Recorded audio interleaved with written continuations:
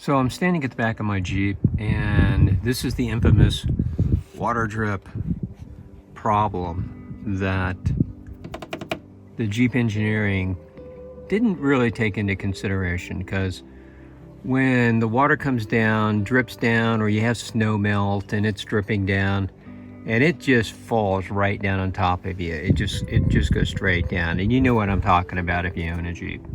So here, right in the rain comes down, or the rain comes off your hardtop, and it just drips and it goes like straight down, and it falls at the back of your Jeep. So I've got a goose gear system here, and the rain basically, it'll collect all back in this area. And even if you had your stock Jeep and stuff like that, and it had a bunch of equipment and stuff, that would just be a pain to come out and have all your stuff wet.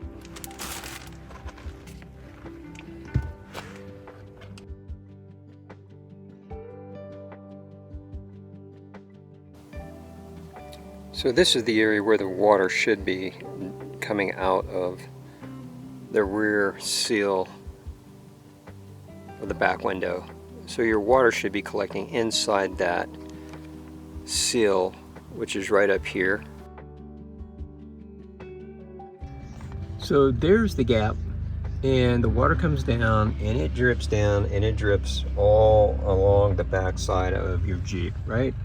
Well, you want that water to redirect. You actually want it to go down in this slot right here. All right, Jeff and I are going to demonstrate with the water that he has right there in his hand. We're not going to use a lot, but the principle you will understand. Here is the problem.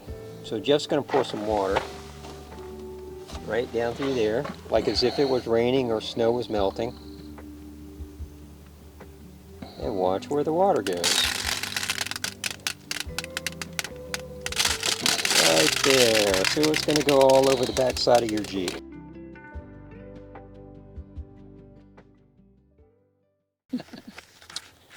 All right, so here's the solution.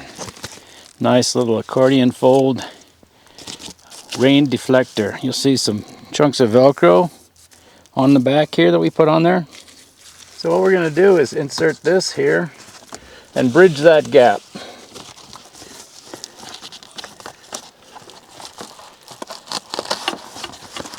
Okay. So basically I've got that bridging the gap tucked in above the weather strip, and I just got some pieces of Velcro that are on the bottom of the rear window. All right. So there's the strips. These are the soft portion of the Velcro. It's not this is kind of like the soft stuff.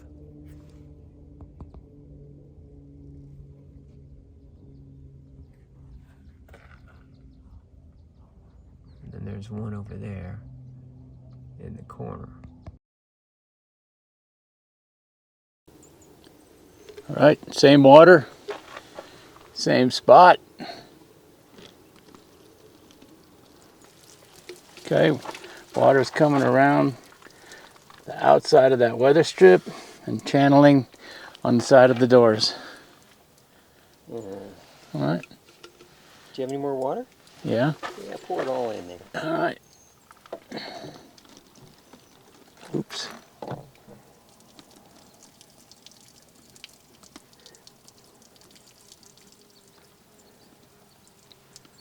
And the water's coming down. Climb down the ladder here. Come over here and show you guys. So the water is actually coming out right there where it should be coming out. It's coming down the corner.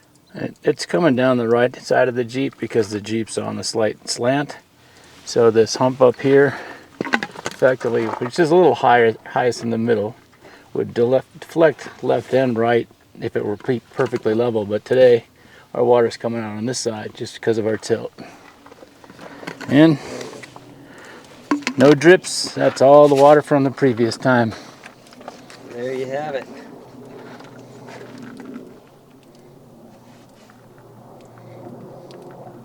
And how much, like, I mean, it takes what, as far as time and money to make this at home? It's like real simple. Okay, well, up along the glass, you'll see some Velcro dots. Okay, and what we did is, you can see a kind of a line on the glass where this weather strip lip hits. So we wanted to keep the Velcro away from that, so when this is closed, this weather strip is still doing its thing. That's why these are half narrow bits here and bigger ones in the corner.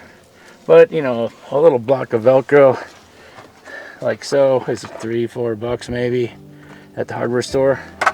And then this you can buy, I think this was a Dickies brand, but this was a front window shade, and we cut this, I believe it's 4.5 inches wide. It gets us about an inch up here and fits down into the channel.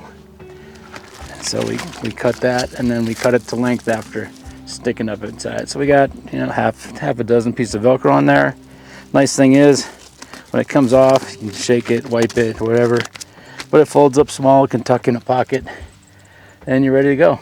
Light, inexpensive, easy to do, and it works pretty darn good.